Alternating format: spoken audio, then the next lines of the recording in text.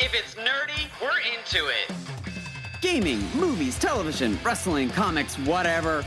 We are Kyle Eckert and Chris Heck, two lifelong friends with a passion for the world of geekery. And this is the GeeK KetchUp Podcast.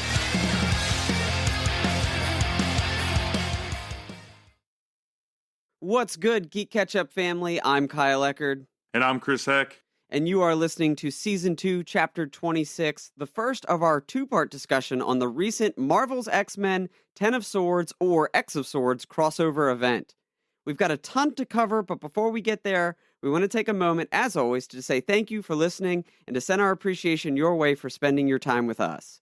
If you've enjoyed GeeK KetchUp, be sure to subscribe to the podcast so you get every single one of our new chapters. And to help spread the love for the world of geekery, please share us with your friends and family. If you haven't followed us on social media already, you can find us at GeeK KetchUp Podcast on Facebook and YouTube, at GeeK KetchUp Pod on Instagram and Twitter. All of these links for our accounts are available on our website, geekketchuppodcast.com. There's even a link to our Patreon page if you'd like to support the show.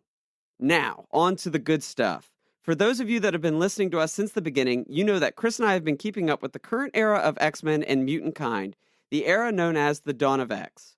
For any newcomers, hit pause, go and check out chapters 1, 8, 13, and 18 for our complete thoughts, or let me get you caught up as quickly as I can.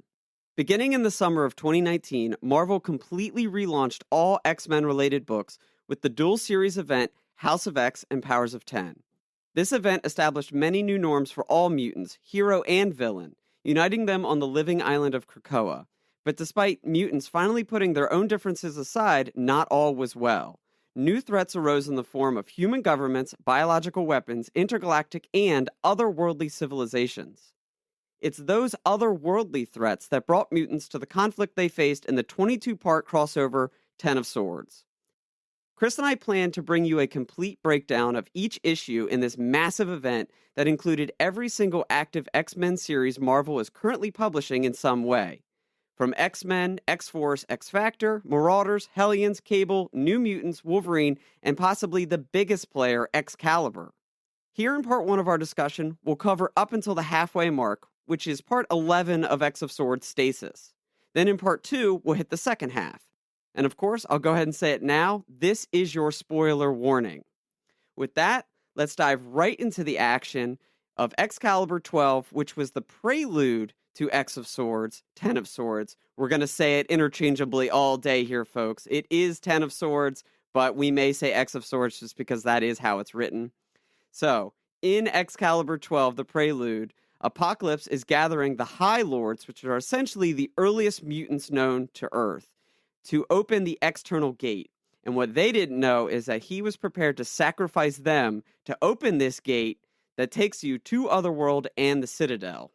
Yeah, it was kind of an interesting issue there. Not as much happened as I was expecting, being that it was the prelude, but it was really cool to see them with the High Lords. I think they called them the Externals, and they were essentially the 6 other ancients that, match up with Apocalypse and have been running around behind the scenes since, I guess the dawn of time.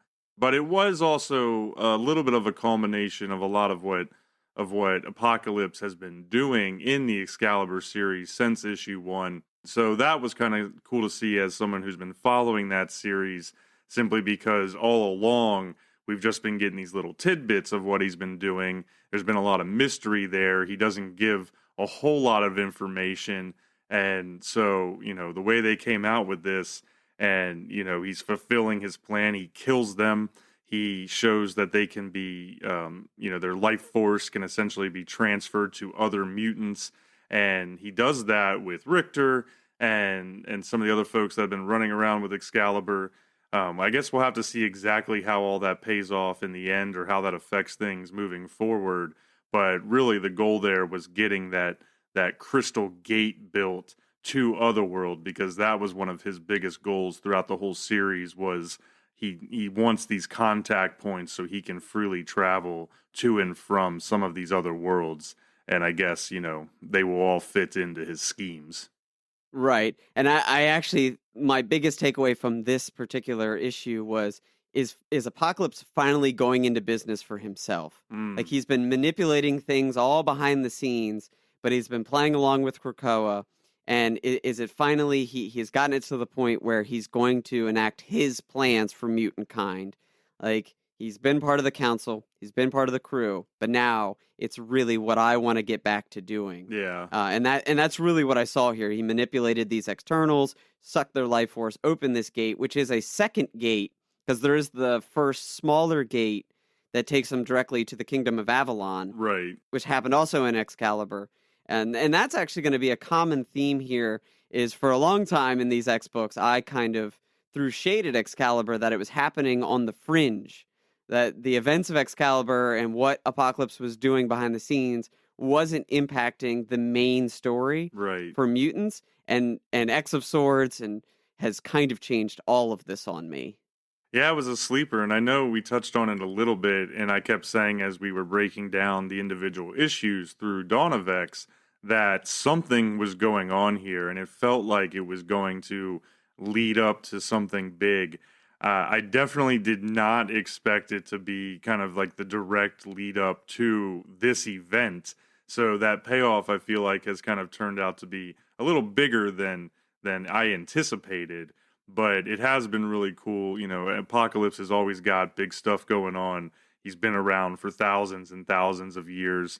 You know, essentially all the mutants are his children. So he's one of those characters where he's a bad guy, but he also has really strong ties to the mutants. Whether he's fighting them or working with them, he still seems to have this weird, love or connection for them, even if they hate him.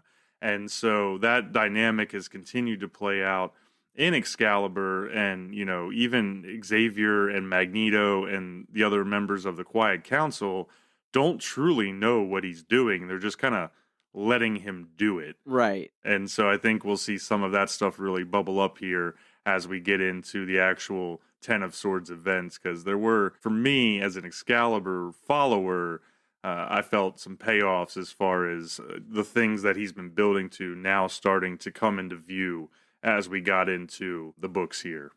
Yeah, absolutely. And we're going to just go ahead and we'll jump into X of Swords creation. And that was the opening issue, the true part one, where we saw basically the opening of this issue took us to the kingdom of Driador. I'm not sure how you were saying it in your head, Chris, but I was kind of saying like Driador. In the other world, where we see Apocalypse's original Four Horsemen about to lay siege to a watchtower there. And it kind of kicks off this whole event, tying everything together. And of course, a messenger rushes to Opal Saturnyne at the Citadel, and basically to inform her immediately that Krakoa, the other half of Krakoa, we covered that in our previous chapter, that we found out that what was once one island was cleaved in two by the Twilight Sword. And so all of this is really starting to tie back together. So Apocalypse is standing before the Quiet Council, answering for essentially his crimes of opening up this external gate, because he's always been operating about number one. Even if his secondary stories have aligned with what the mutants want to do, at the end of the day, he's always about number one. So he's opened this external gate and made this connection. And essentially, he has told the Quiet Council that he sent Summoner, Banshee, and Eunice through the gate on his behalf, and now they are sent trapped there. So they need to develop an away team to go rescue these mutants. And of course they do. They put together a small team of Beast, Angel, Havoc, Polaris, Monet, and Rockslide, all agreeing to go into Otherworld to get them back. And Chris, things do not go well from there. No. And one thing you got to keep in mind with Apocalypse and the deal with the Quiet Council is that a lot of these events are things that are literally thousands of years in the making. So you mentioned seeing his Four Horsemen, and even though he doesn't know it at the time, but those events are really things that were put into motion before Charles Xavier existed, before Magneto existed, before Storm existed, I think it's one of those stories where Apocalypse kind of knows the end game, even though everybody else doesn't. He knows the greater need for what's about to happen, or maybe something tied to Krakoa. So even though the Quiet Council kind of gives him some some pushback. They aren't certain about what he's doing or sending a whole nother team into Otherworld. They kind of still go along with it, and it has this kind of smell of fate to it, like no matter what they do or they decide, this is happening, this is in motion, and there's a threat coming. So I thought that what we saw when they sent the teams over, and really kind of what happened there as a part of that, was a game changer, though. And so I don't know if you want to get into it here, but when they send the team over and the army, the Dark Army and everything is coming and they confront them, they ultimately get put in a position that they never expected to, going back to when Krakoa was formed. Oh yeah, they immediately get almost ambushed. You find of the betrayal of the Summoner, which is Apocalypse's grandchild. He has been playing both sides, but really, I shouldn't say he's been playing both sides. He's been a sleeper agent, right, for the forces of Krakoa. And they go to make this rescue, and basically there's an ambush. Yep. And huge moment is where Apocalypse's original Four Horsemen attack him and stab him straight through the gut and essentially mortally wound him. Yeah. And everything immediately falls apart from there. Another massive moment. Summoner just straight cleaves Rockslide in half, which is, up at that point, he is like sturdy, almost looks like the Thing. Right. For those of you that are not familiar with that particular mutant, he's built of rock and he's solid, very sturdy. And Summoner, like without any effort, cuts him in half. So we're immediately out the gate seeing major deaths, major wounds. Of course, Banshee's already there, and he is wounded. They've been diseased as well upon taking these hits and getting these cuts. It also infects them, and it's a disease that is clearly hurting mutants. So it's just chaos all around. But at the exact same time, what I'll get into about this issue, there are a lot of really big highlights and a lot of really cool stuff. But for me, it was almost as if, man, I know what's going on because I've been following X-Men for a while. I couldn't imagine trying to read this as a first-time person. Yeah, it definitely would have been tough to come in and this be your first X book since the dawn of X. To me, coming in, though, following Excalibur, I was super pumped because I felt like there was a lot of payoff here after the slow build over the course of a year. So I know we had a few side comments when we were first reading it, talking about this and the difference in perspectives. But for me, seeing everything that was leading up, the pieces about Summoner, he was mysterious, kind of playing both sides, but seemed to be an ally. Apocalypse recognized him early in one of the issues from way back when as essentially his grandchild, and, starts dealing with him right away. And so, just to kind of see all that come up, and then boom, this, act of betrayal. And really what I thought was so interesting about this was how much they hurt Apocalypse, right off the bat. So not only did they attack him, but they, almost mortally wound him in a way and make him very vulnerable. And that's not something that we see very often at all with Apocalypse, because he is so powerful. The only time we've seen him really impacted before in the Dawn of X line was when he allowed it to happen in one of the Excalibur issues, where he allowed a super powered up rogue to essentially kill him, and then he gets the resurrection protocols. But, really puts everything at a head here, because what you start to see with the Four Horsemen coming back, I mean, they are his children, and we start to see these dynamics of essentially, Apocalypse's family and all these things that have gone on, set him on different paths, starting to get laid out here. And I thought that moment for me was a little different, and I was kind of like pumped about this issue, whereas you weren't feeling it quite as much.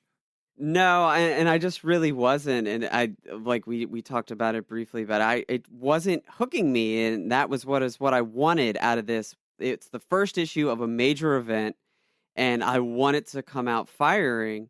And while it did have these nice big moments, a lot of it was, call it like higher level type stuff, where it was hints and plot points that were just planted, little seeds all around. And I was like, nothing in this book is quite hooking me for what's to come in X of Swords, you also going into it know that there's 22 issues. Right. So, you're like, I want this. This is going to be a long event. This is going to be a big investment in my time. And I want it to be really, really good, because another thing that we had talked about prior to this was X-Men had been fading Right. for some time, where it came out the gate with House of X, Powers of 10, really great.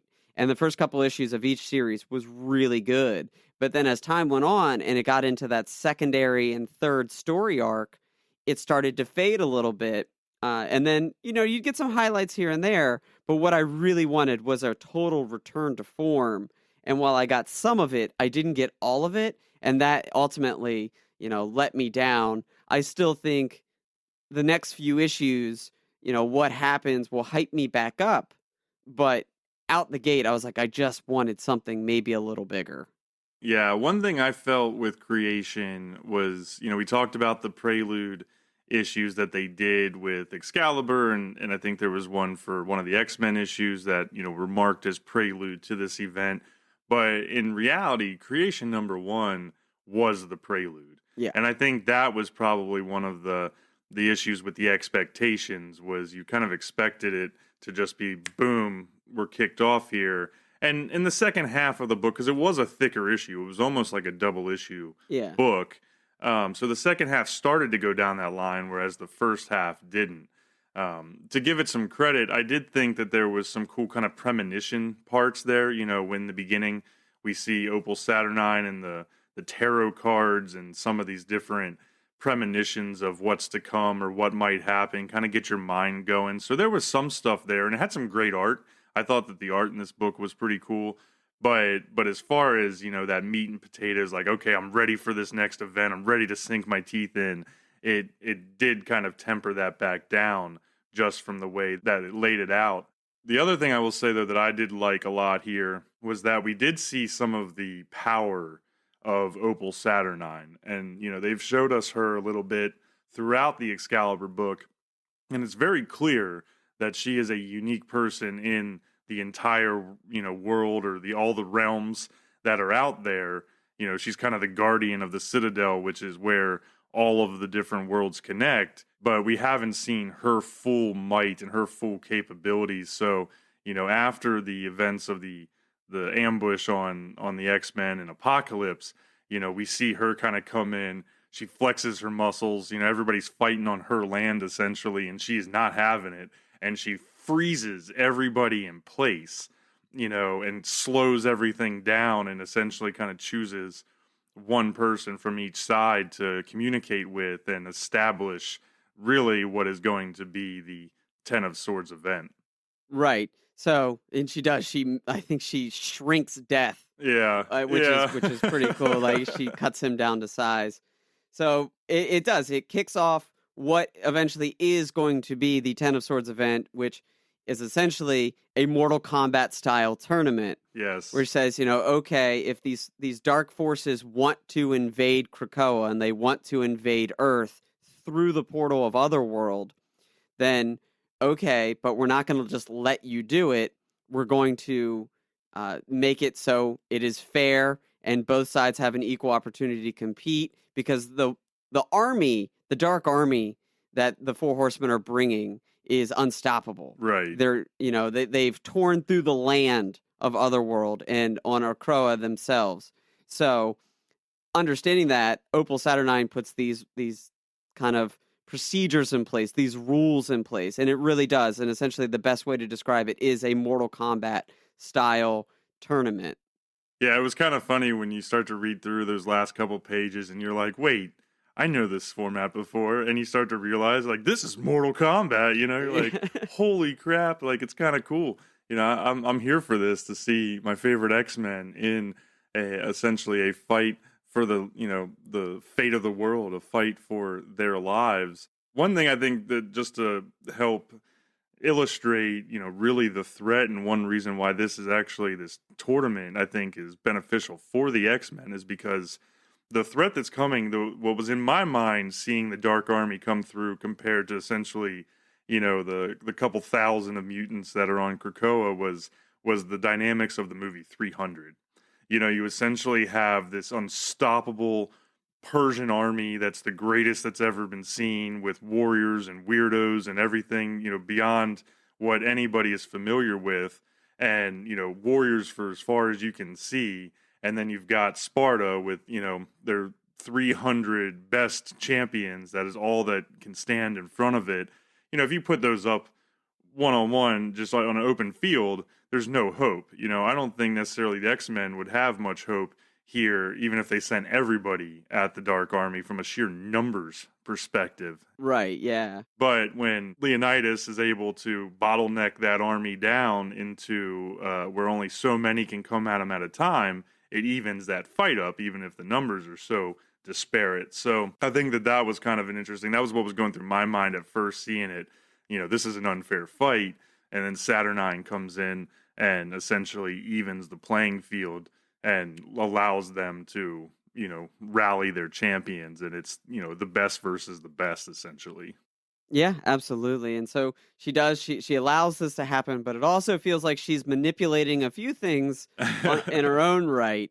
So we'll jump over into part 2. Before we get there, we should shout out the writers and artists on Ten of Swords creation, because Chris did mention there was a lot of really big splash pages that were really well done. So, writers of this particular issue are Jonathan Hickman and Tini Howard. They have been writing the X-Men lead series and New Mutants from Hickman. And then Tini Howard has been the main on Excalibur for a while. Right. So, and then you have Pepe Larraz, who's been doing X-Men artistry for a while now, which was pretty cool. Yeah. But that does move us on into part 2, which is X Factor number 4. So that's kind of the way this works. Like we said, every single Marvel X-Men book that's being published right now is involved. So part 2 of Ten of Swords is indeed X Factor number 4. Leah Williams and Carlos Gomez are handling the writing and artist respectively here. And this is kind of the events that follow up creation, like immediately. And that's one thing about Ten of Swords. One book immediately follows the other. There's no time gap. There's no jump. It is basically boom, boom at the end of this. And then the next issue immediately picks up where it leaves off. So we see the results of this failed away mission, of this ambush. And essentially it's the team rushing to get their injured mutants back to Krakoa to safely heal them. So we're looking at Banshee is like critically wounded. Apocalypse is critically wounded. Rockslide is completely gone. And they get them back to Krakoa to start the healing process. And this is where we see one of the biggest twists of this event, in that dying on Otherworld or dying in Otherworld completely disrupts the resurrection protocol. Yeah, it's one of the biggest revelations for the mutants since they came to be on the island of Krakoa and, had this new way of using Cerebro and the hatchery to cheat death, essentially. For the last year or so, we've been watching them kind of walk around with an air of arrogance of, it doesn't matter what we do, it doesn't matter where we send you. If anything happens, Xavier's going to cook you up a new version of you and you're going to be good to go. And so, they're essentially reacting with their trauma team here to the ambush, and brings them back, and they're kind of going into their normal treatment and, okay, let's just get Rockslide going, no big deal, we'll bring him back. And we see pretty much everything for Cerebro completely short out. Yeah, like across the board, not just the Cerebro that Charles Xavier wears, that helmet. If you've been seeing the art and all of this, he wears this helmet, which is essentially a portable Cerebro. All of his backups, they all short circuit across the board. And there's this hiccup. And then, of course, when Banshee comes back, because Banshee does inevitably die on the table, they're unsure if, like, everything went well. Right. Were we able to imprint all of your memories onto your body? And what we ultimately find out is for Rockslide is no, it did not go well. It did not work. And he comes back kind of a mutation of every single version possible version of himself Yeah. throughout the multiverse. That's kind of how I perceived that one. I don't know how you perceive that one. Yeah, I think they said something along those lines. It's essentially dying in Otherworld voids your identity, your personality. You are never going to be the same again. Even if they can get you back, which is not a guarantee, you're essentially not going to be, you. You're going to have different personalities. You might be violent. You may not have your memories.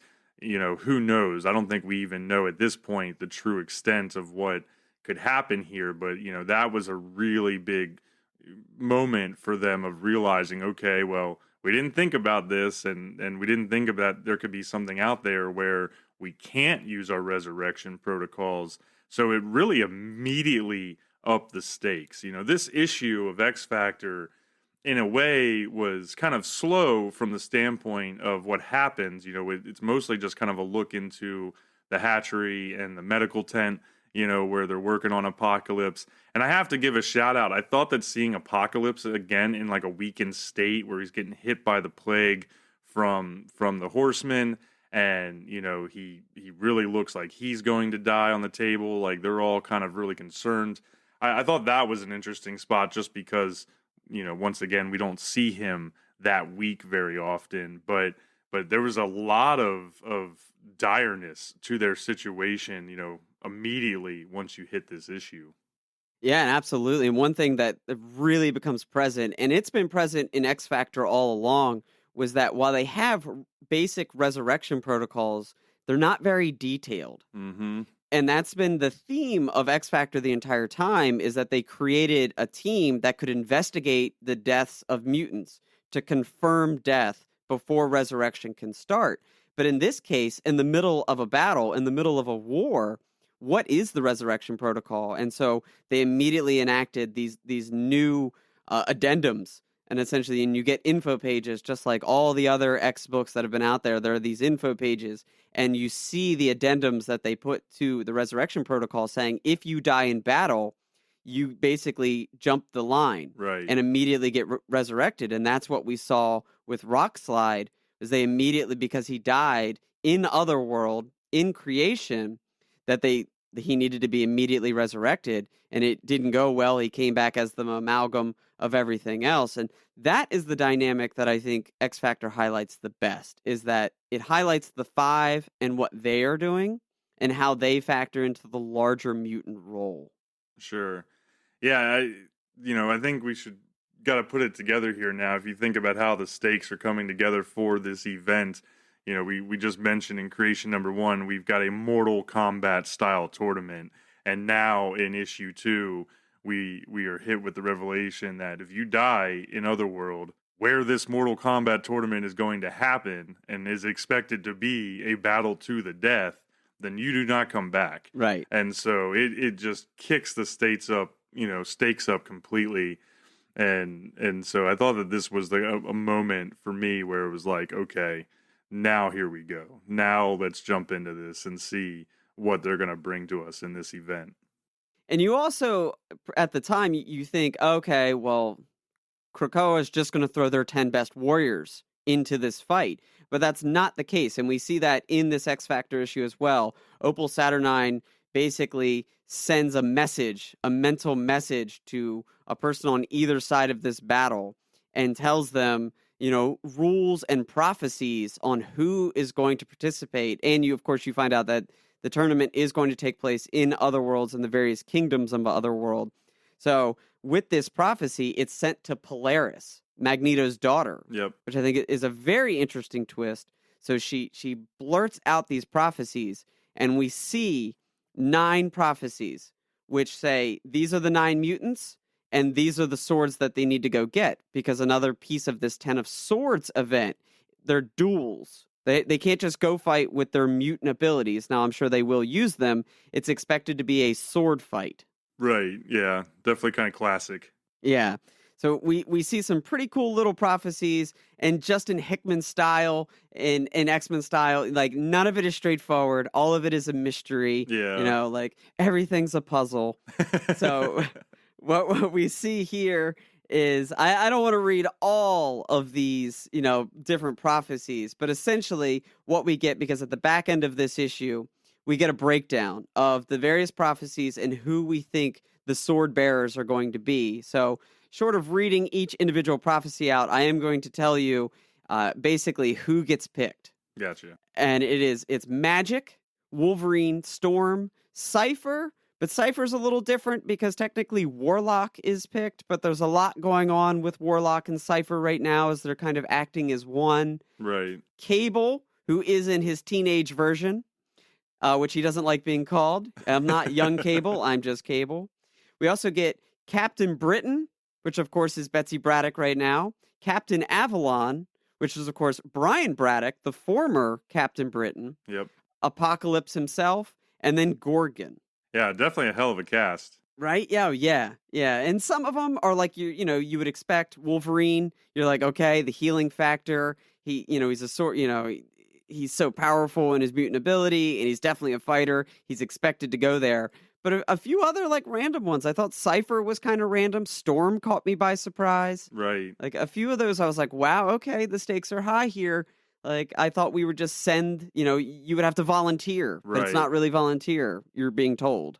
Yeah, you kind of expect Wolverine, Cyclops, those big guys. Gorgon, I mean, he's kind of obvious because he's a fighter, but they don't have a choice. And some of the people, like Cypher, for example, and maybe we'll get into it a little bit later, but just as an example, he's not really a fighter, but he's crucial to the Krakoan society, because he's the one person that can communicate with the island of Krakoa and be that translator. So, if he goes, then they've got some other problems of their own from that standpoint. So all in all, it really set the table a little bit better than what Creation did, I thought, because now you're starting to see these characters that you like, you love. You're seeing that they're going to be put on the line. Things are starting to fall into place. I think the last thing I would say here about issue 2, just as a shout out, because Rockslide, he kind of felt like an odd choice. He was a fairly new character, I think, in the last little while, and he's very easily forgettable. Like you said, he's kind of like the Thing, but just a pile of rocks put together. Yeah. And so it's like, okay, what is it about this guy? But what I thought was kind of cool, how at the end of issue 2 here, was that whether he comes back or not, whether Rockslide is a very memorable character in the future or not, the way Polaris took his rocks and then used them to make the shrine, where all of the combatants have to meet in order to then go to the tournament. I thought that was kind of a cool way to take this seemingly throwaway character and kind of cement him into the X-Men legacy in a way for all time, if that makes sense. Yeah, absolutely. And I kind of had forgotten about that particular detail of this issue that she does. She feels so guilty for going on this away mission with Rockslide and him dying on this mission. She feels responsible. Right. And so she honors him in a way by creating these symbols and, this circle sphere that essentially, when these various combatants are ready to go to Otherworld to start the tournament, they need to go off, they need to get their sword and come back and place it on these symbols in this circle, and then they will travel to Otherworld to start the tournament. And to build that circle out of Rockslide is a very cool touch. Yeah, little point, easily overlookable, but for some reason that just kind of stood out to me when I was reading through the issue, and just kind of gave him more purpose. Yeah. And I'm sure there are some New Mutant fans out there that are like, Rockslide's amazing. Like, what are you talking about? But it's like, yeah, he is a minor mutant in the full history of the X-Men. Right. I think, in our opinion here. So another piece to the prophecy is, of course, is you get the sword bearers, but it also predicts what sword they're going to be using. So, they have to go, and essentially the next few issues we're going to go through here are various characters going on their missions to retrieve the sword that they are then going to use in the tournament itself.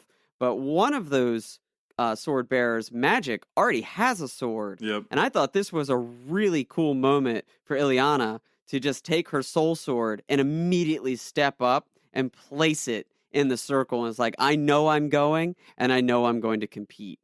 Yeah, and she's all about it. She's Yeah. just like, let's do this. I'm ready. It wasn't even a question. I thought that was a great way to really finish out the book of like, boom, we've got the shrine. Here's our first combatant. Get everybody else together. Let's go. Yeah, and it really is the very last panel of that issue, and she, quote, as she throws down her sword, says, "Pound the war drums." Yeah. Like, let's do this, let's go.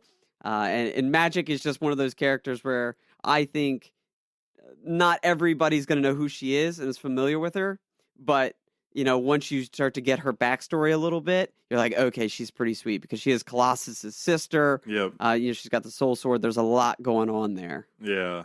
Well, we'll jump right into part 3, and that takes us to Wolverine number 6. Wolverine, of course, is written by Benjamin Percy, and the art is done by, I'm going to butcher the name, and I apologize, Victor Bogdanovic. Victor yeah. So, one way or another, yeah, this one, we first see Wolverine go and get the sword that he is taking into battle. It's a sword that he knows very well, as it's a sword that is ingrained into his history. It's the Muramasa blade, which I thought was an interesting twist with this story and this blade, that's not necessarily a single sword. Right. It's a sword made by a person. And we see as it goes through how that becomes even more into play. Yeah. Oh, yeah, absolutely. So basically, he's got to go find this legendary sword maker, finds out in his history through Silver Samurai, which he has a brief duel with. Shout out to that brief duel, because Silver Samurai is essentially pissed that there is a sword duel tournament and he was not selected. Right. Considering that's his thing. I thought that was kind of funny. So Wolverine beats it out of him that the way to get this sword, the way to find this person is to go to hell. And honestly, this issue kicks off, like, this is the first issue I was like, yes, like, finally, all right, like, let's go. Everything was, if we say creation was a prelude, and then X Factor was a true number 1, this Wolverine issue is what made me be like, all right, I'm fucking in, because he goes to hell to retrieve this blade, and it essentially ends up finding the hand. Yeah. And fighting the hand, and running through ninja after ninja who are basically zombies underneath because the beast has infected them. So there is so much going on in this issue. Oh yeah. As that just yes, like, it is a premier Wolverine issue. Well, and leave it up to Wolverine to really take everything to the next level. I mean, we kind of skipped over here, but like, this book actually opened up with Wolverine calling Krakoa out on his shit. Yeah. Essentially, because now that they know what's going on here in this essential war that is coming, he's calling out the island of Krakoa because Krakoa wants this gate open.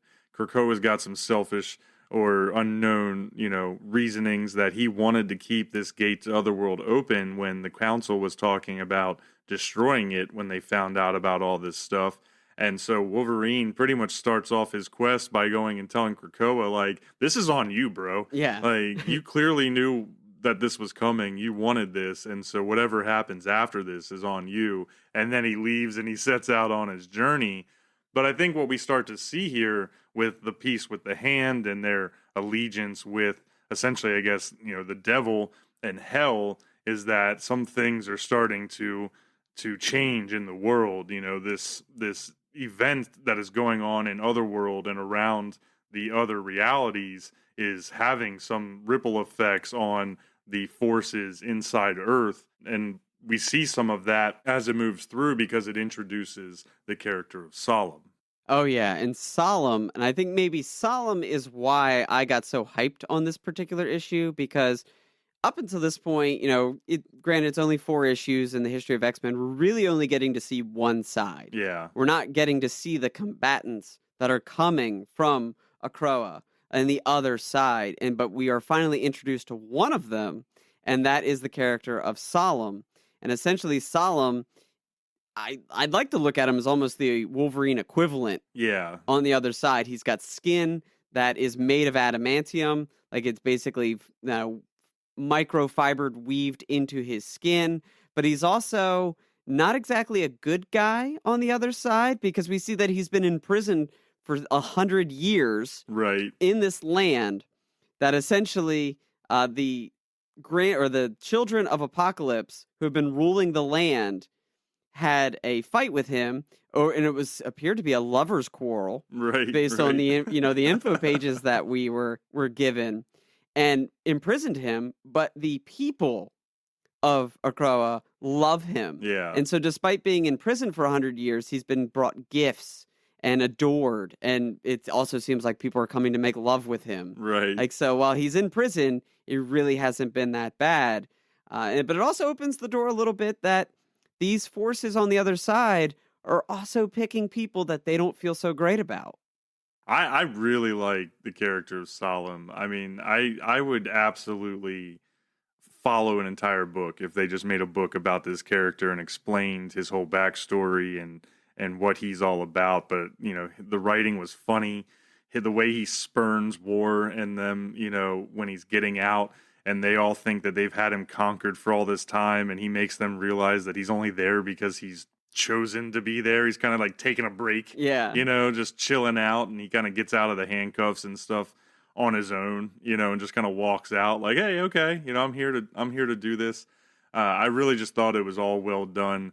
He's a great looking character, the ties in, similarities like you mentioned about Wolverine make him intriguing. So all around, I thought that this was one of my favorite moments of the early issues, but it might have just been one of my favorite moments of the first 11 that we've read so far. And I would wholeheartedly agree with that, especially the Wolverine issue and then the X-Force issue that immediately follows it. It's kind of one long story. Yeah. Like, and it goes, you just follow Wolverine and Solemn, so we'll kind of blend into both here as we deal with Wolverine's issue, and then of course X-Force number 13, which is chapter 4, also written by Benjamin Percy, same artist, and I think that's what gives it that vibe, that it's just one little, mini Wolverine tale. Yeah. So essentially you find that Wolverine does go to hell, he gets attacked by the Hand, thrown into the lava, which is wild, burns away all of his skin, all of his muscles, he's down to his adamantium skeleton. They throw him in prison, and when he wakes up, he finds himself next to Solemn, who has voluntarily come to Earth using his Hellblade into hell, and purposefully gets taken captive so he can get put in jail with Wolverine because he's so eager to meet his other half. Right. Yeah, he's got this awareness of the other half. They're both looking for the same blade, which is really intriguing here because I think that is unique to their path in the fact that they are the only two combatants that are essentially using the same blade in this competition. But I thought that those panels of Wolverine come out of the fires of hell was another highlight moment. Yeah. When he's like walking out and it's very Terminator-like, but instead of going into the fire, it's him coming out as a metal skeleton was really freaking awesome. But once again, yeah, in X-Force 13, it just kept on what I was really enjoying about Solomon and Wolverine, and you got more of his humor and his quips and the things he's saying to Wolverine.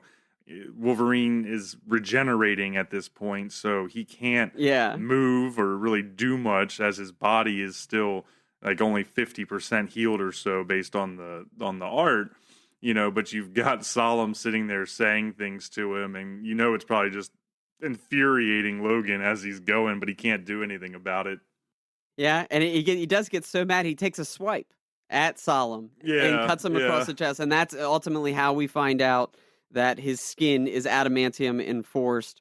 Essentially, Wolverine is dumbfounded by this, although it's not the first person he's ever come across that is also adamantium infused. True. So, and then, you also find out that Solemn has the key to this jail. Right. And then they go on a little team up, if you want to call it, like they realizing that they're both after the same sword, but they're also both in the same predicament. Yeah. That they're both in jail, but Solemn has the key. So they escape jail and go through hell, only to find out that there's a marriage taking place. Yeah, this is so weird. And that was a little bizarre in a sense that you see the devil or the beast that the Hand, are constantly worshiping and he's basically about to have a marriage ceremony.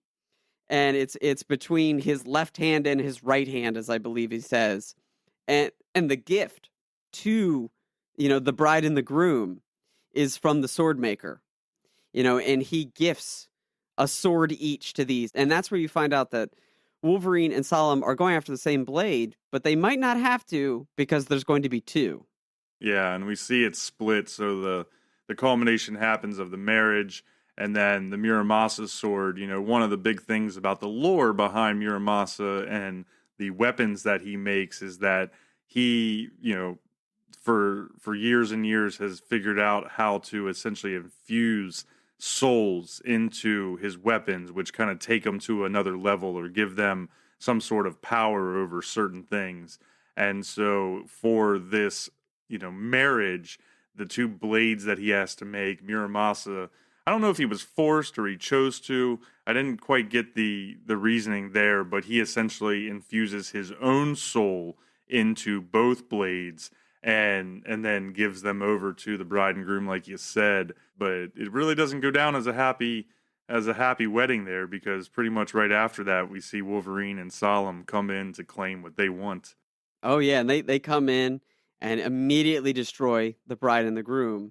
Solemn ends up with both blades. Yeah.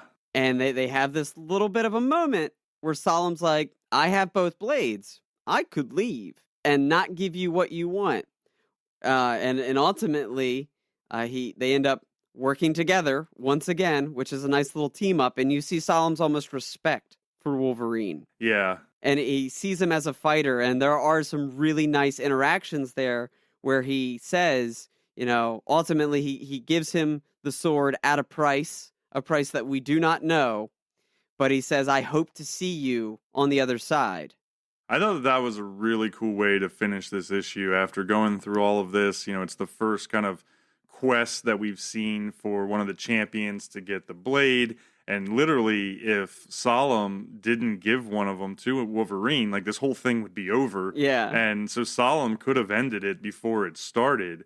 And yeah, he pretty much holds him up and he says something like, hey, you want to buy a sword. He had like this little quip that I thought was kind of funny, but it's just like, whatever, what are you going to give me? Yeah. And we don't know exactly what that price is, but that last panel of this issue I thought was really powerful because, Logan comes back to Krakoa. He stamps the blade down in next to Magic. He takes his place, on the shrine, and he questions to himself about whether or not the price would be worth it. So I hope that will be something that we see in the back half or maybe in the future. What was the price he had to give to Solemn, and will it actually be worth it? Yeah, and we will see.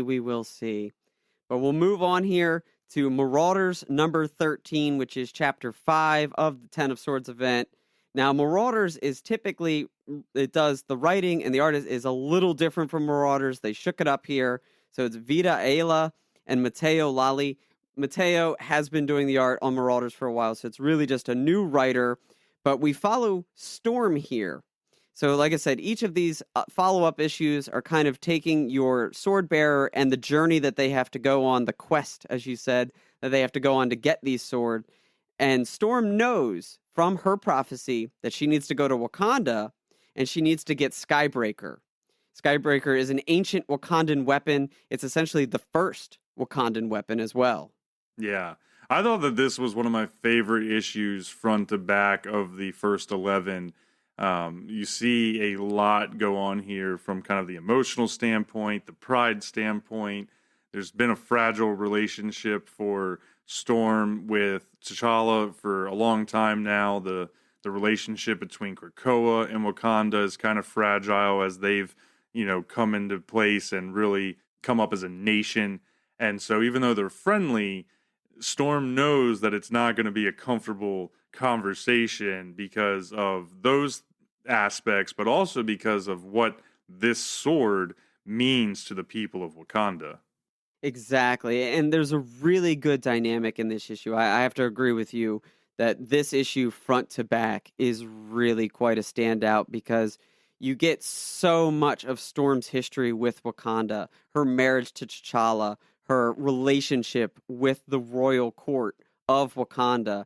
And so she goes knowing she's asking a question. She's asking for something that they absolutely cannot give her. And she's going to have to take it. And it's going to sour this relationship that she has built with Wakanda. And because they have been friendly, they have not, they're one of the few countries and one of the few nations that hasn't actually acknowledged Krakoa. Right. They didn't accept the pharmaceuticals and the flowers and things like that, like all the other countries did to, acknowledge them as a nation, but they're also not against them. Right. But after the events of this particular issue, where we see a lot of the history of T'Challa showing Storm essentially where the Skybreaker is kept, how to get it, and how to get by its defenses, which I think is very interesting. And then she makes a point to saying, it almost feels he knew I was going to need to do this one day. Yeah, I thought that was kind of interesting. Why would he have gone into such detail when he didn't necessarily have to? But I actually thought that was kind of cool. As somebody that I'm familiar with the Black Panther character in Wakanda, of course, but I've never read any of the Black Panther comics specifically. I've never seen much on like all the details of the history of Wakanda, just the fact that it's got rich history, vibraniums from there, those types of things. Sure. So I actually thought that this issue was kind of cool from that standpoint too, just kind of like a shout out that it gave us, or it gave me, a little bit more history and backstory on Wakanda, with the Skybreaker sword dating back to literally the original Wakandan king. Yeah. And the, being made of like the pure vibranium, some of the first stuff that came out of the mountain, I thought was just kind of a cool touch, and to see, how much it played into the founding of Wakanda and all of that. It really is one of the key artifacts of the people, and that's really one of the reasons why it's so hard for the council or T'Challa to give it up to Storm, and she knows that. Yeah. It's not supposed to leave Wakanda. Well, and it's not supposed to be held by anybody but the King of Wakanda. That too, yeah. Which I thought was very interesting because, I'm similar to you. I'm not super detailed on the aspects of Wakandan history. I know of Black Panther, I know the general history, and I know of some characters. But I thought it was interesting that if this wasn't already told in a previous Black Panther book, that a essential piece of Wakandan history is being told in an X-Men book. That's true. That's a good point. Yeah.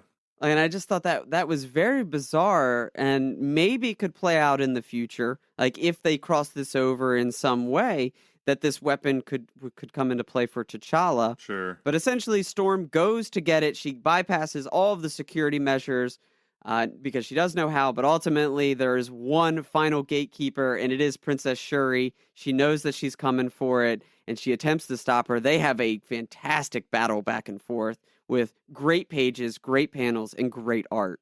Yeah, that was a really cool moment. Definitely a standout moment was seeing the two of them fight. They are essentially sisters-in-law. They're very familiar with each other. At times, they've been very close, but Shuri has her duty. She's got to stand up for Wakanda. And really, ultimately, I think she mentioned a few times that her biggest reason for not giving the sword, besides the fact that T'Challa wasn't there to truly say, yes, you can have it, being king, but she was concerned about the fact that it would cause unrest in the streets.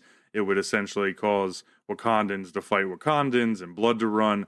And so she's really thinking from the aspect of protecting the Wakandan people, even though, Storm knows that if she doesn't get the sword and go and fight in this tournament, that the Wakanda people are going to suffer, when the Dark Army comes, right? So they're both kind of looking out for the same thing, but just through different perspectives. Shuri doesn't have the full appreciation of what's going on and why Storm is here. But yeah, definitely some great art and some great pages. There was also a moment there where Storm, I think it was a bigger panel where she powers up the Skybreaker sword with her electricity and then like kills a bunch of Panther bots. Yeah. That I just thought was a really good moment in the book. One of my favorites there. And so all in all, she ends up, kind of slowing Shuri down, right, and then gets a little Indiana Jones action. She does the swap. The swap, and the Temple of Doom run, or excuse me. Oh wow, Raiders of the Lost Ark run. I thought that was kind of funny with the real Skybreaker and a fake one, to try and minimize the alerts. But all in all, great book beginning to end. And then I don't know if you want to go into it a little bit, but there's a good moment at the end where she's confronted by Black Panther. Yeah, so she basically bests Shuri, doesn't kill her, but she bests her, takes the sword, and is, seeing a battle on her way out. And boom, T'Challa finally shows up and confronts her about what she's doing. And they talk about how I must do this. And T'Challa kind of says, well, you realize by doing this what you are doing to my people and the people of Wakanda, and also what you're doing to yourself, because you won't be welcome back here if you leave. Right. And and there's tender hearts there because they have been married in the past and they are close. And she essentially says, like you alluded to, I need to do this for the greater good. And despite everyone in Wakanda saying, if these dark forces come through, we will stand next to you. We will stand with Krakoa. But Storm knows the bigger picture and knows that if they come through, no one will last. And it won't matter if we're standing shoulder to shoulder. Right. None of us will be able to survive it. So I need to go and represent us and do this on our behalf. And ultimately, and I think this could be huge, T'Challa lets her go. Yeah, he lets her go, and he knows that he's going to deal with whatever that means on the Wakanda side. But it doesn't come without a price, because as soon as he lets her walk through the gate, he commands that the gate be destroyed. So he's also kind of prepping to, I guess, do some things to take care of the Wakanda side. But it really is another big price. We've already seen here 2 swords and 2 big prices paid, with Wolverine essentially dying and coming back, going through the hellfire to be able to get the Muramasa blade. And now Storm has pretty much emotionally been wounded and is fractured even more so this relationship between Wakanda and Krakoa. So, it just continued to kind of up the stakes in different ways for not just the individual characters, but also the country of Krakoa as a whole. You're really looking at, if you survive this battle coming forward, what is life going to be like afterwards? Exactly. If you have broken every single alliance you have with the humans, yeah, in the process of doing this, what good is life? But ultimately, as the history of mutants, we're doing this to protect you. Right. We're trying to work with you, but very rarely does that go the other way, and the humans see that they are one of them. Yeah, there's always a price to be paid. Absolutely. So then we move on to part 6, which is Hellions number 5. And we talked about that price to be paid.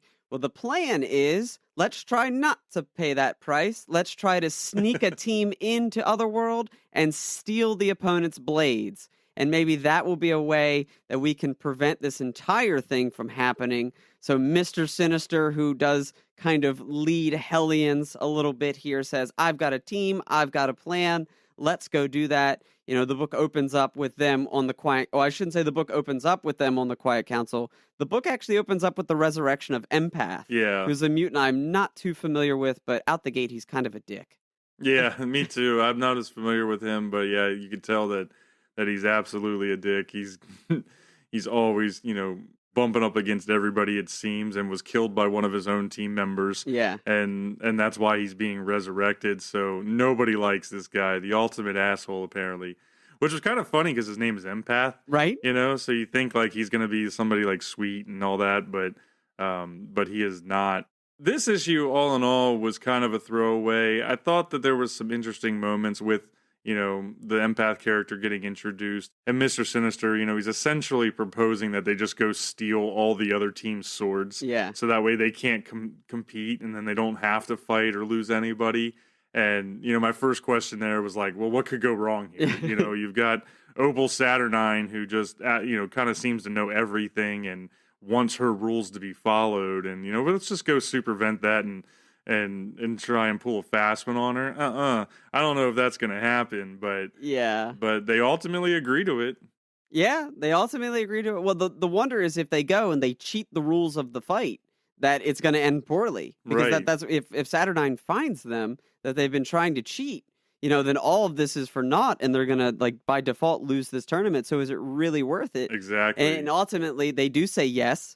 It's a bit of Sinister he presents this plan, but he doesn't want to go execute it himself. And the rest of the council's like, well, no, I think you should lead this. And then he tries to flip-flop his vote. And sure enough, Magneto kind of screws him over. And that was my favorite part of this issue. I'd have to agree, there wasn't too much going on, but the few highlights were definitely Sinister related. Yeah. Because this version of Sassy Sinister, as I call him, is so funny to me.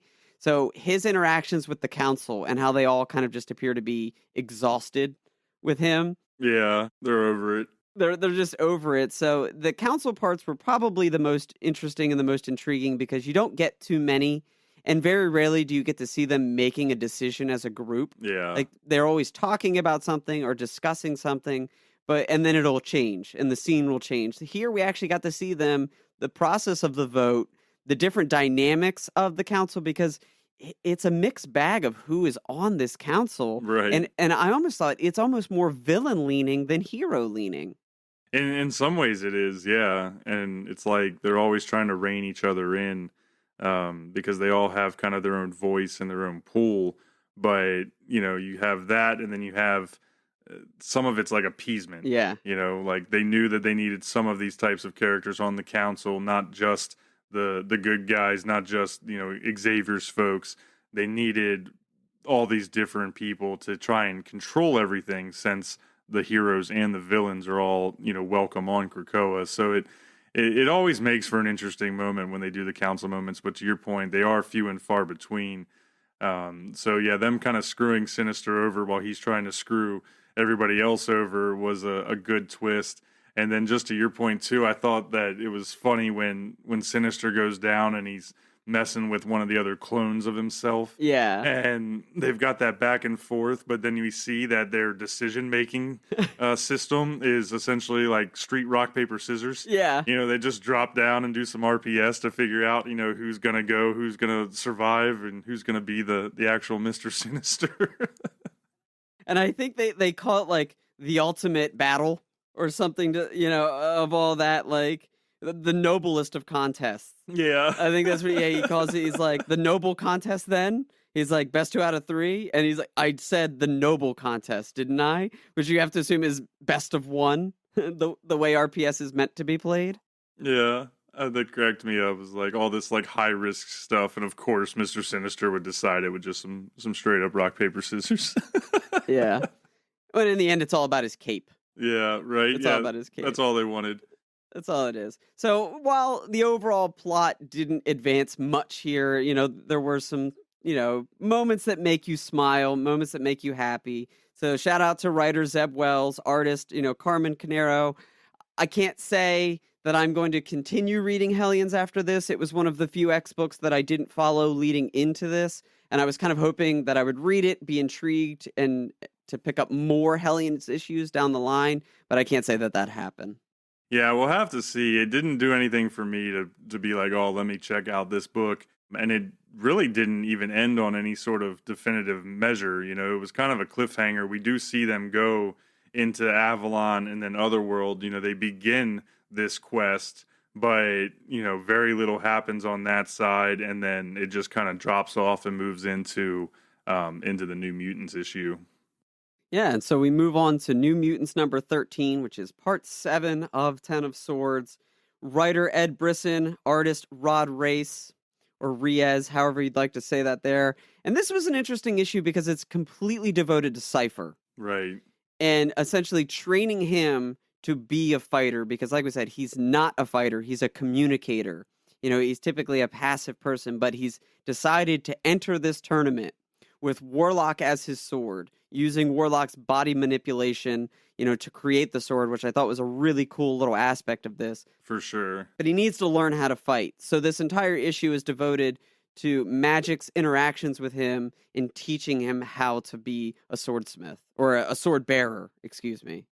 Yeah, it was another issue that was on the slower side of things, probably one of my least favorites if I just had to rank them. But it had a few moments like that, seeing the Warlock sword, the fact that it can shapeshift and project energy and things like that, I think could come into play. they essentially have a lifelong friendship between Cypher and Warlock. So will we see some emotional moments come in, like during the battle? Everybody's worried about Cypher already because he's not a fighter, Yeah. including Krakoa. Everybody is trying to keep him from even having to go and do this fight. So I thought that fact about the Warlock sword will probably give us some sort of payoff in the later issues, just because there's a lot on the line there from their personal standpoint. But other than that, I did think it was cool that they showed him, training a little bit and the care that everybody has for Cypher. But really, this was one of the more boring issues. And I don't know if it was even that so much, but I did not like the art in this issue at all. It seemed like it was almost like watercolors. Like it had a very different style than everything else. And I was really digging the covers and the art for every issue, even the ones for the books that I haven't personally been following as much. I was really into everything. And then it got to this one and I was like, ugh, like what is going on here? It is a little different, and watercolor is a good way to put it.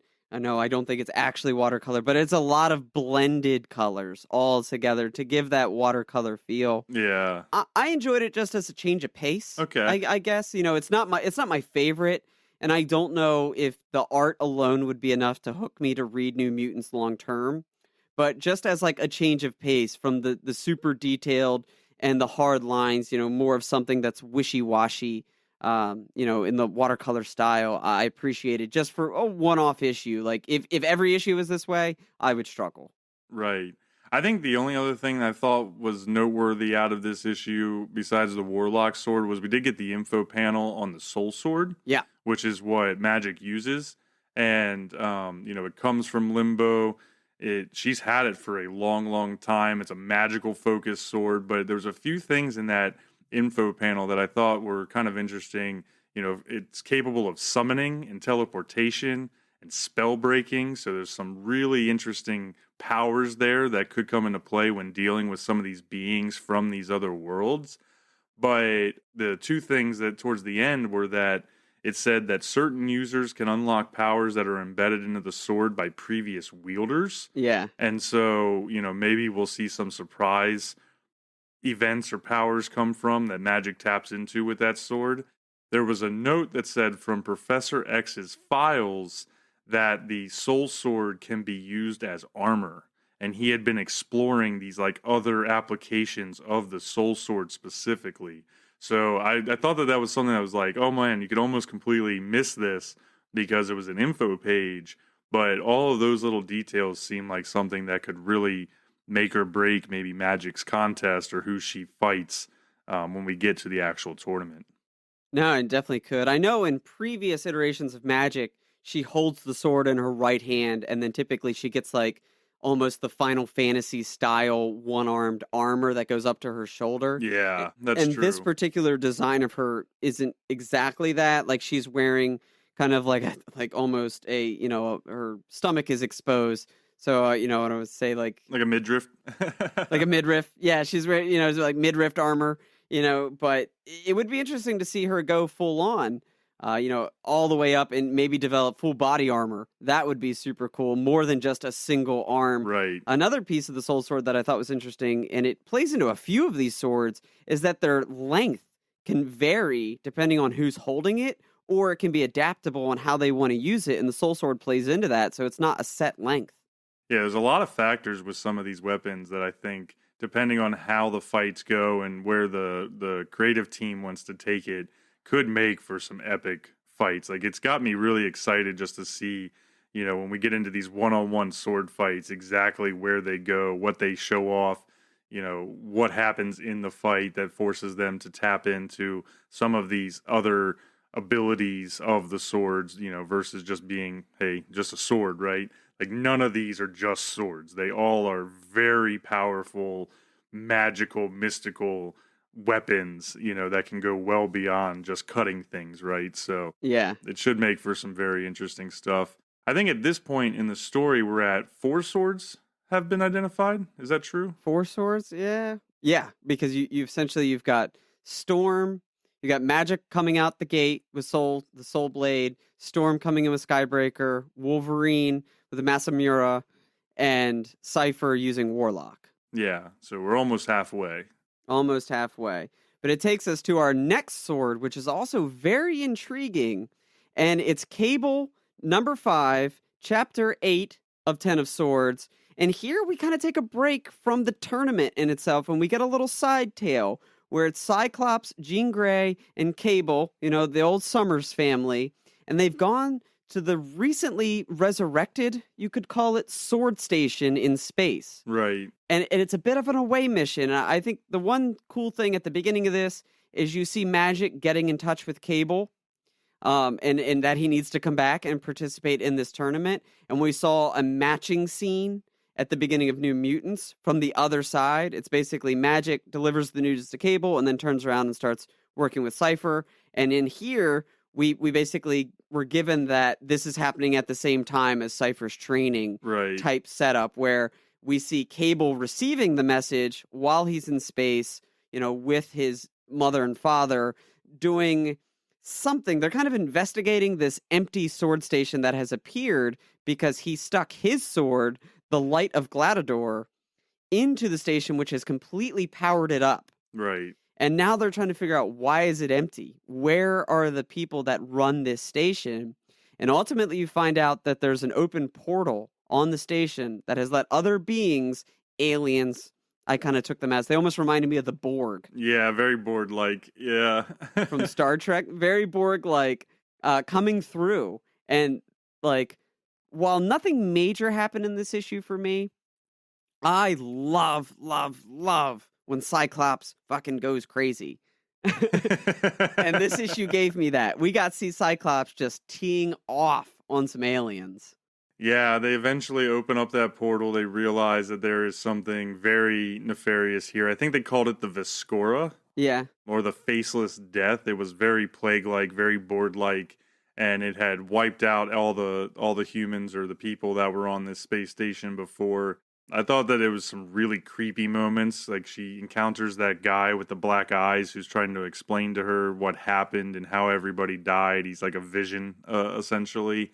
And then, yeah, we get to go and see where Cyclops and Cable open the door, essentially, and let out this race that had been kind of locked behind some security protocols.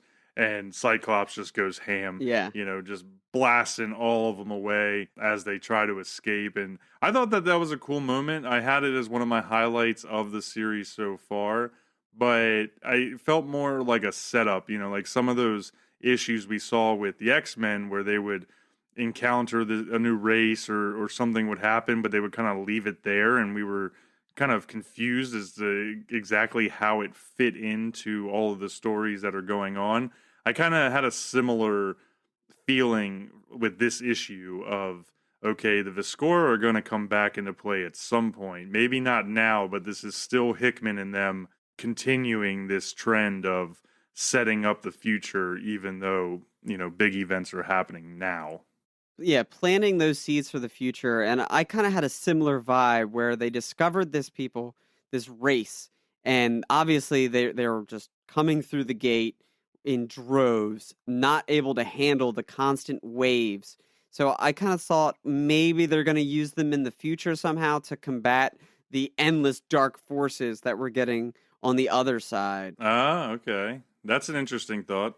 That's what I could potentially see if this whole tournament thing falls apart or something happens, because we've seen enough Mortal Kombat to know that typically the results of the tournament aren't the final factor and that all hell is going to break loose. Sure. So I could see them coming back to this and being like, we planted this seed, yeah, and we'll get to use it.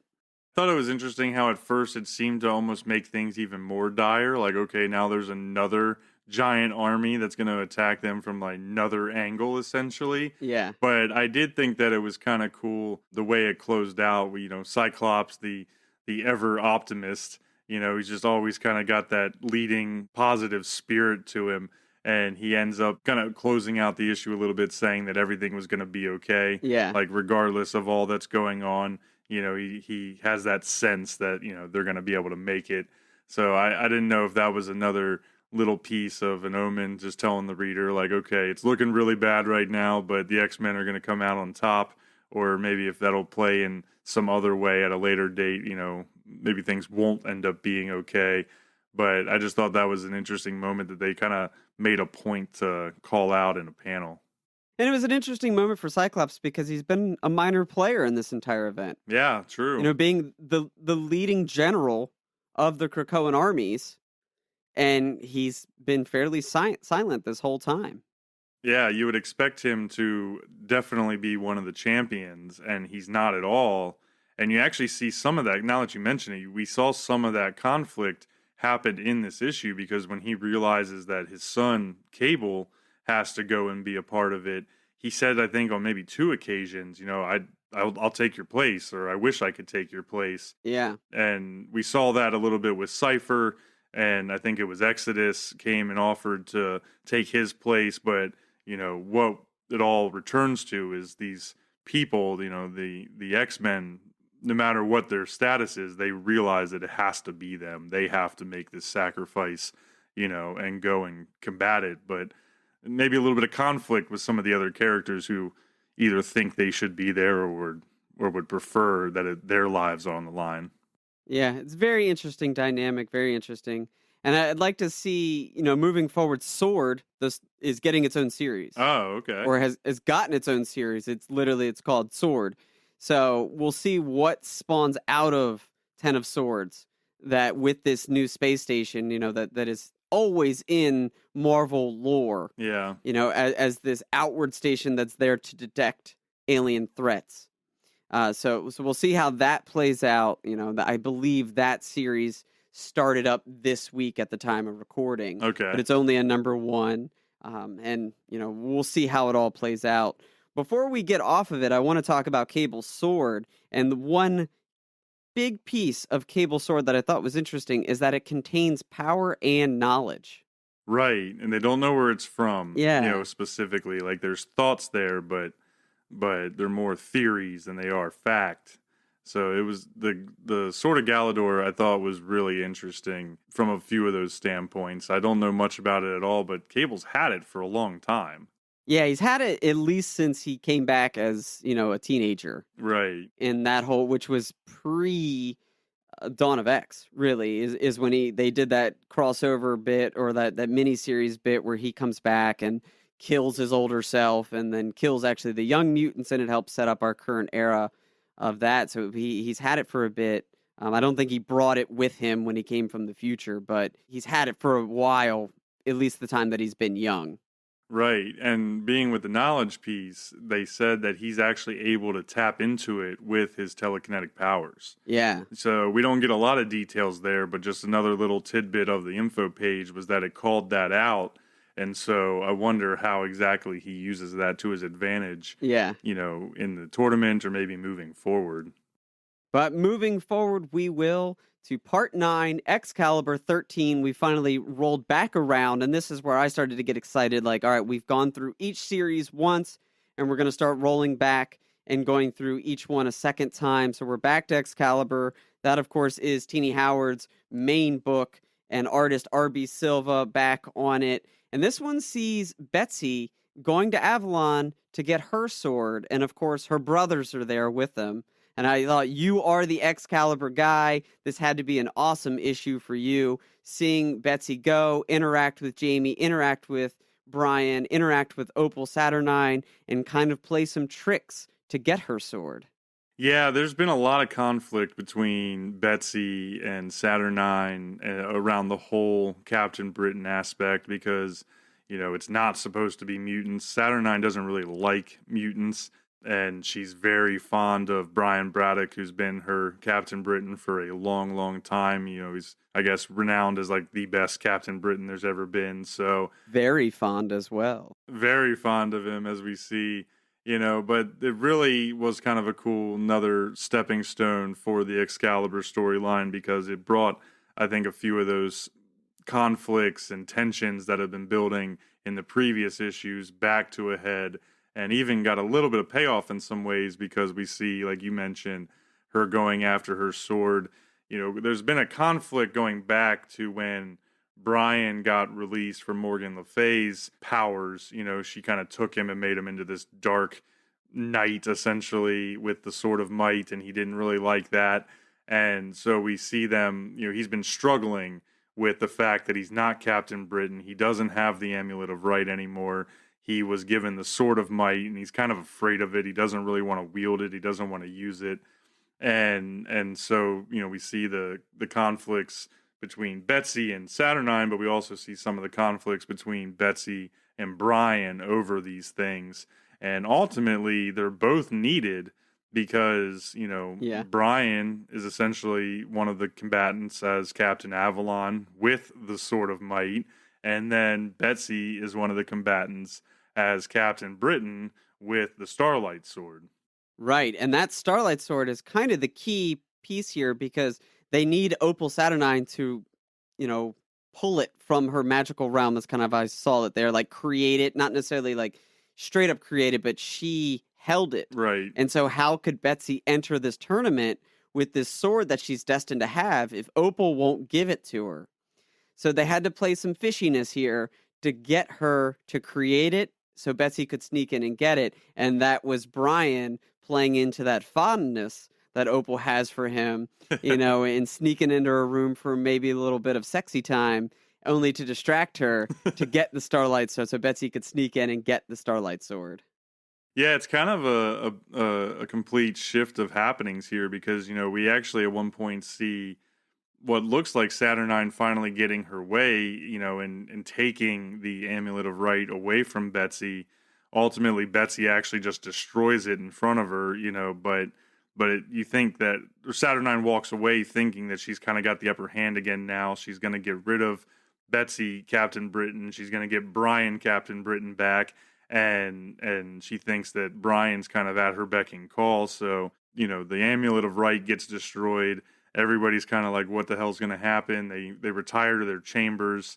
And we see, Brian and Opal go back to her bedroom where she makes the sword because it's part of the Citadel. The Starlight Sword is actually made from the Starlight Citadel, so it's kind of imbued with some of that power and magic. So she crafts it, and then she's trying to get that D. She's trying to lay down and get some of Brian, but ultimately we end up seeing kind of the switcheroo, and the Braddock family were a little bit in tune with what was going on, and they use it as a distraction so that way Betsy can get her hands on the Starlight Sword so she can take her place for the tournament.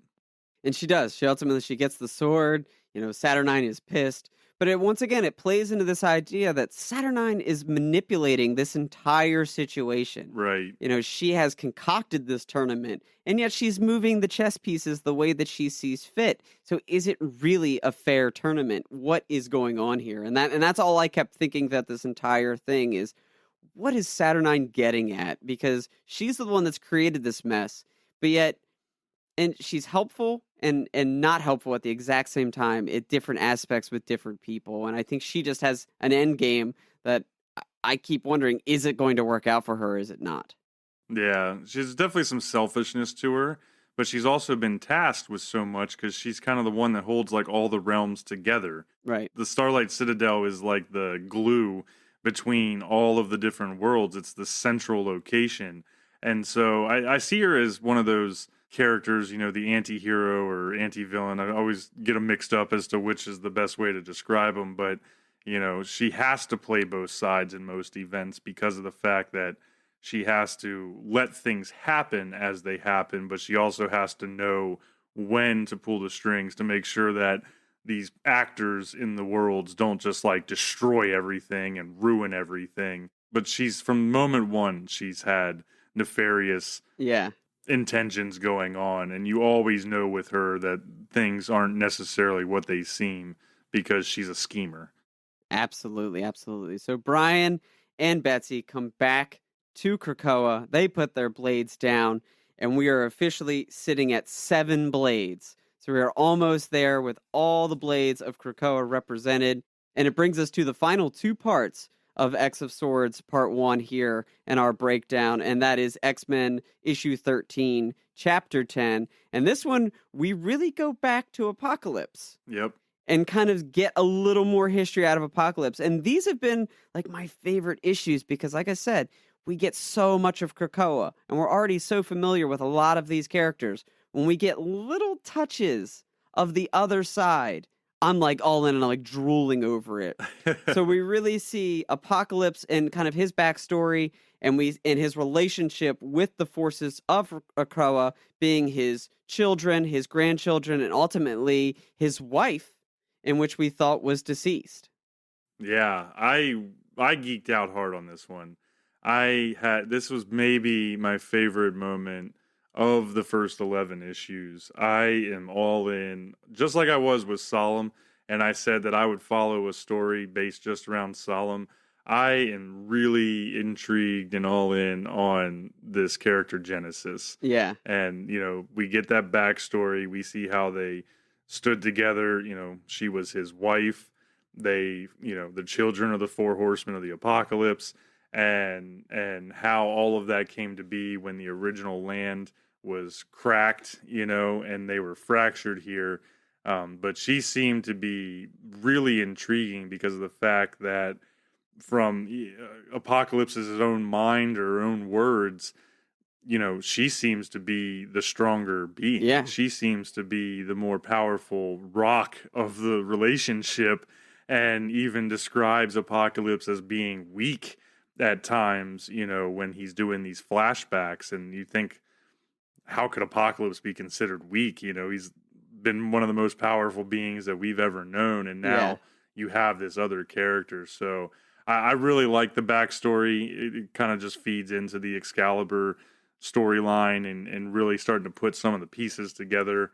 Kind of took Apocalypse to a new level too. I thought that it made him more intriguing. It took him a layer deeper with his family and seeing these beliefs, and okay, like some of the things he's been doing is because of this. Yeah. And that's a very like virtuous reason if you think about it. Like he's doing these things for his family, even though maybe some of the other X-Men see it as nefarious or selfish. Yeah. And one thing that I remember from the earlier issues of X-Men when Dawn of X first kicked off was that they said if Apocalypse could ever get his original Four Horsemen back, he would do it at all costs. Mm-hmm. He said multiple Four Horsemen over the years, but it's the original four that he misses and would do anything to get them back. And yet here we are in a situation where they have returned, but they're seemingly on the opposite side of him. Right. But what would he do? What could he do to maybe return them to his side and reunite everyone? And it perfectly plays this dynamic where he still clearly has love for his wife. He still has love for Genesis. He still has love for his children. Right. Even though they're at odds right now. Yeah. It was definitely a notch mover for me. I thought that this really took it. Okay, here we're about the halfway point of the event. And I thought like that was one of the moments I had been waiting for a long time, was to like really get this reveal of who some of these characters are, why some of these things are going on. And so I liked her design. I liked her look. I liked the backstory. I want more of it. I was really, really into Genesis when they showed this. Yeah. I think that it kind of overshadowed some of the other stuff we saw in this issue, but I do want to give a shout out to the swords that we got mentioned here, because we didn't see a whole lot. No. Like in some of the other issues, we saw this like long quest of the characters going after these swords. When it comes to God Killer and Grass Cutter, that, Gorgon, I guess, is supposed to be wielding, they don't really give us much from a Gorgon standpoint. They pretty much just gave us this info page. And the reason why I want to call it out was because they say that these swords were made at the request of Zeus and Amatsu Mikaboshi, which are essentially, Zeus, of course, is a Greek god, and then Amatsu, it said, is a Japanese god, and they were formed when the two were, like, at war. Yeah. Back in the olden times. And it was forged by, a smith in the Forge of the Gods, and it said that one blade is perfect and one blade is flawed. Right. And so I just thought that it was really interesting stuff that came with these two, even though we got like less about them than almost any of the other swords. When it shined a light on Gorgon and himself, because we don't get a lot of information about Gorgon. True. And so what is he going to do with these blades in this tournament? And I'm almost a little fearful that it's going to go to this like cliche trope where he's like a badass, and he's clearly a badass because we saw him way back in X-Men number 4 be a badass with these two blades. Right. And what I don't want to happen is to him to enter this tournament full of confidence to get destroyed in 2 seconds. If that happens, I'm going to be so sad because he is so badass and he's so confident. He's got these two blades. He's got a great look. Yeah. And then if he enters this tournament and gets annihilated in like 5 seconds, I'm going to be like crying. That would be tough because he seems so cool. But now that you say that and the way they've set it up, like just thinking normal storytelling and all of that, tropes, he might be a sacrificial lamb. Yeah. It could be. But we will see. We will see another interesting point about his two blades, because as cool as he is, the blades kind of take the peak here. Is the history is God made them, man spoiled them, but one mutant raised them. Yeah. And so it's like, all right, but is that Gorgon? Like, is he the one making him famous right now? Time will tell. We'll have to see. But he did ultimately go on a quest to Egypt with Apocalypse in this issue to get Apocalypse's blade back, which is Scarab, right? Which he had buried long ago to never use, but now he needs it again. So they go on this quest to retain it. Yeah, and the Scarab sword had some immediate interesting aspects to it and history. They said that it was forged by Genesis's sister, Iska the Unbeaten, and it was forged back in the time of Akara. And so, it's clearly a long historied sword that has a ton of power. They said it's imbued with eternal sadness. Yeah. So I don't know what that means or how that comes into a fight, but, it seemed like an interesting fact. But ultimately, Apocalypse had broken it. Yeah. He wielded it back in the olden times. And then when he lost the Horsemen and he lost Genesis, he broke the sword apart, I guess, as part of his struggle or his sadness. And so we see at this part when he goes to get it at the end of this issue that he buried the 4 pieces in the 4 tombs of the 4 horsemen. Yeah. All those 4s. And so he goes and he's retrieving them from like the caskets in an Egyptian pyramid. So I thought that was kind of an interesting way to tie the horsemen to the, real world of Earth. Because their sarcophaguses were there. We're still there, yeah. And it does show that they were there at one point. Right. And then before we move off X-Men and get into the part 11, which is Stasis, we should talk about Annihilation, the power of Annihilation, the golden helm of Ameth. Yes. Which is the helm that Genesis is wearing. So part of the lore of all of this is, like I said, the Twilight Sword cleaved Akara in half and broke it into Akara and Krakoa, and war was taking place. They did that. The 4 Horsemen of the Apocalypse and Genesis stayed on the Akara side to fend off this dark army. And then ultimately, throughout the history of that kind of area and what happened, is Genesis went to the leader, went to Annihilation to end the war, to end the army.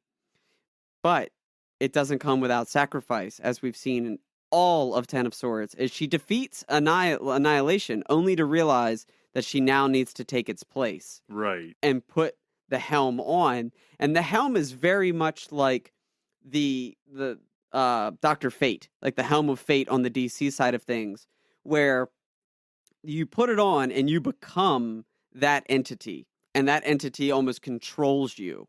Yeah, it said that it kind of reminded me of like a Pandora's box type item, but in a crown. But it said it's a possessed helm that allows the wearer to rule the dark world of Amenth, but it also rules the wearer. Yeah.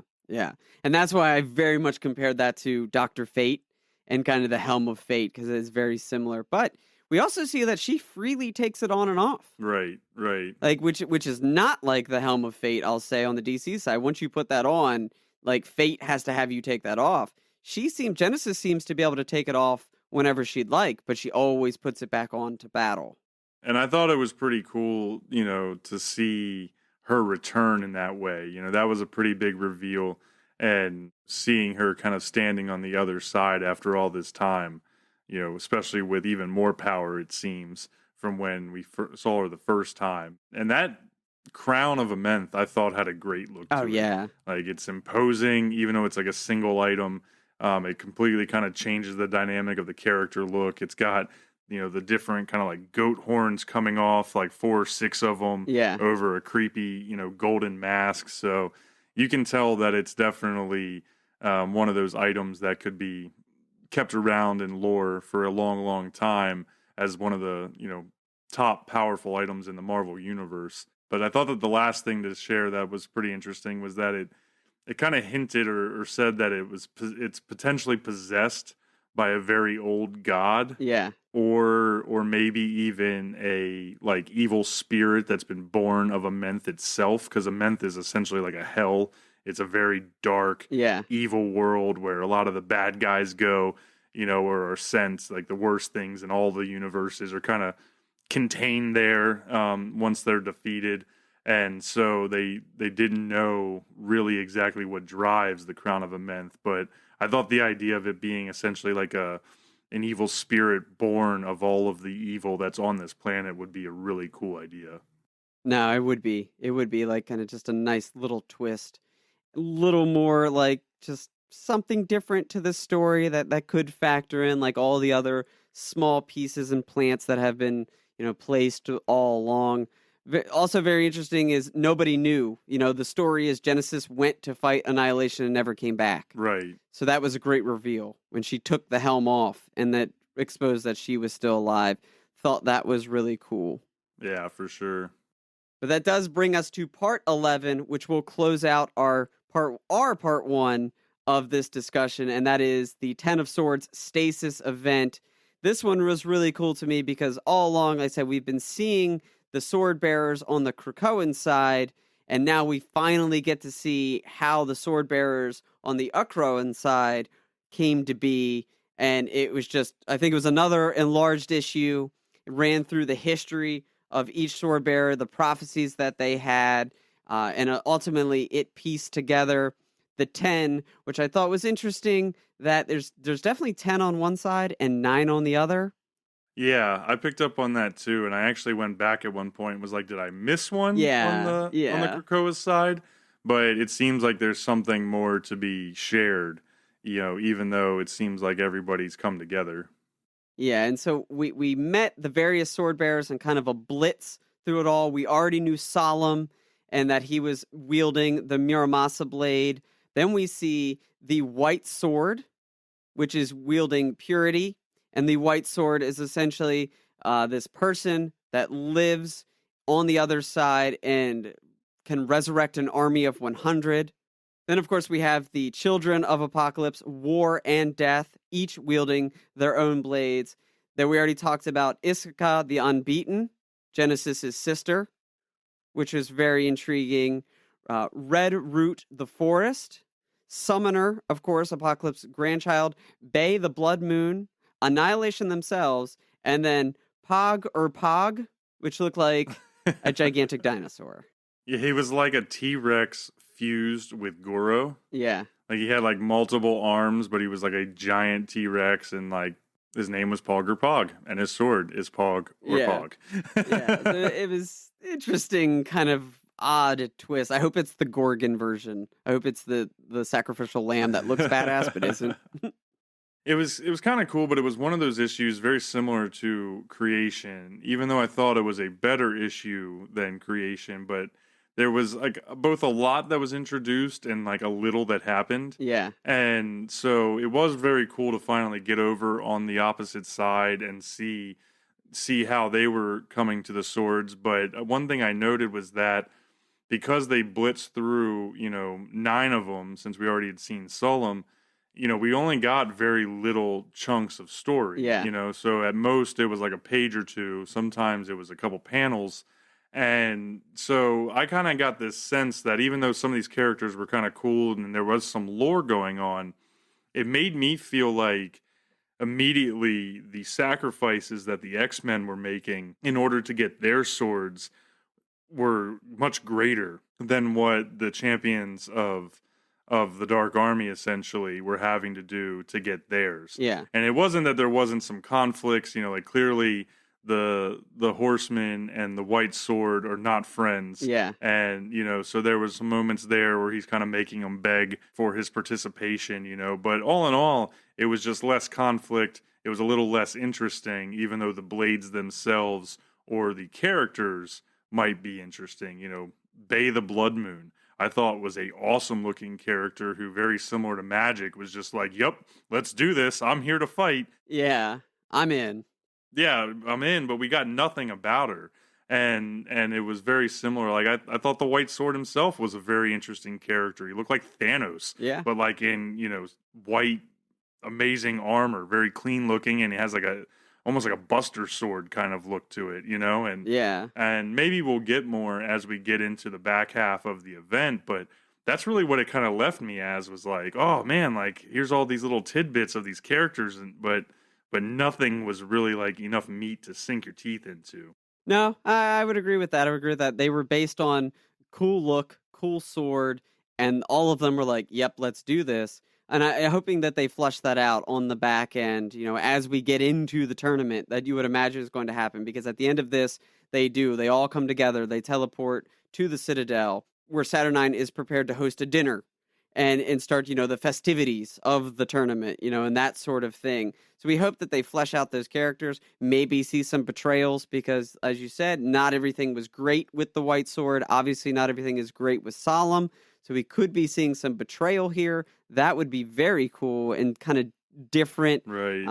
We're just looking for twists. And that's kind of what my vibe is on all of the first 11 issues of Ten of Swords, is that each individual moment was cool, but like as a whole, like it just wasn't really doing anything for me yet. Like the single quests had their highlights, art looked good. I still like the premise, but I'm like waiting for these like true massive moments. Yeah. And I'm really hoping that the back half picks it up and really helps with that. Yeah, I agree. You're looking for that blow me away the way that House and Powers did, Yeah. Where there was just multiple revelations and timelines and just everything about it. They set the bar so high that when we came into this, we're expecting, how do you outshine that? How do you pick it up from the slower pace that the issues got on the back half of Dawn of X and things like that? So I'm with you there.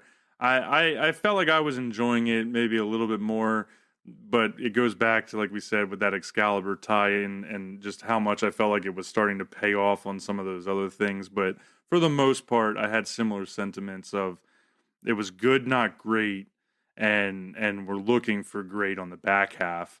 I do have to point out, though, that I thought that Stasis had my favorite panel or page, I guess, out of all of the art of all the books.